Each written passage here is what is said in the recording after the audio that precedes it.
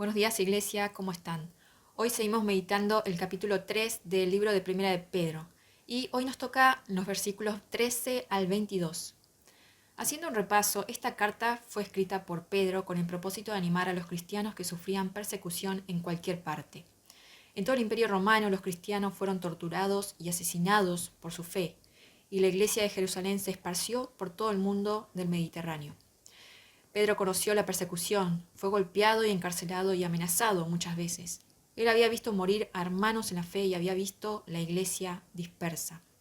Conocía lo que era sufrir por la fe.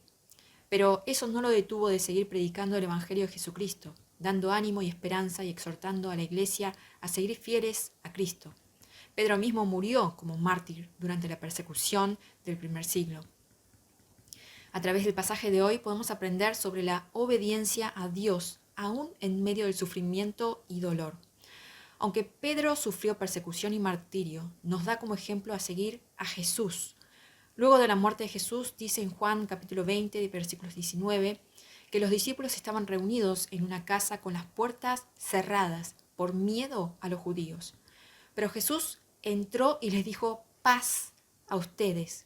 Y que habiendo dicho esto les mostró las manos y el costado. Los discípulos vieron a Jesús resucitado. Sin embargo, una semana después, versículo 26 de Juan capítulo 20, dice que los discípulos seguían adentro otra vez con las puertas cerradas. Seguían con miedo, a pesar de que habían visto a Jesús resucitado. Pero Jesús volvió a entrar, se puso en medio de ellos y dijo: paz a ustedes. Los discípulos tuvieron miedo en un principio, pero el Señor los animó, bendiciéndolos con paz y mostrando sus heridas. Jesús es la esperanza de que podrán matar al cuerpo, pero no el espíritu. Y Dios tiene el poder de levantar a los muertos. Su palabra es verdadera. En 1 Pedro 3:18 dice que Cristo padeció una vez y para siempre por los pecados, para llevarnos a Dios, siendo muerto en la carne, pero vivificado en el espíritu. Su muerte y resurrección es la esperanza de todos los que le seguimos, y para nosotros el final no es la muerte corpórea, sino la vida eterna con Dios en su reino.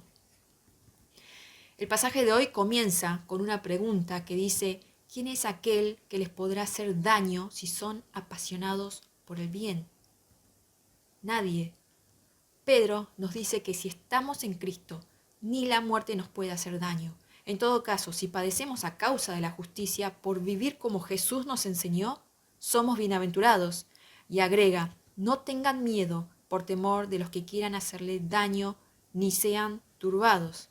Versículo 22 dice sobre Jesús: ahora Él, habiendo ascendido al cielo, está a la diestra de Dios, y los ángeles, las autoridades y los poderes están sujetos a Él. Esto significa que todo está bajo la soberanía de Dios. Entonces, ¿cómo debemos vivir?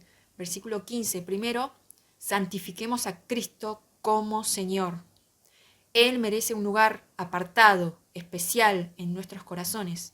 En segundo lugar, debemos estar siempre listos para responder a todo el que nos pida razón de nuestra esperanza con mansedumbre y reverencia.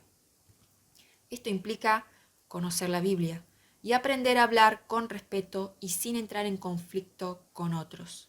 En tercer lugar, no desanimarse cuando nos quieran avergonzar por nuestra forma de pensar o vivir. El mensaje del Evangelio son buenas noticias para los que creemos en Jesucristo, pero de juicio para los que lo rechazan. Por lo tanto, confiemos en el poder y la soberanía del Señor. Que Dios los bendiga hoy también y que terminen bien la semana.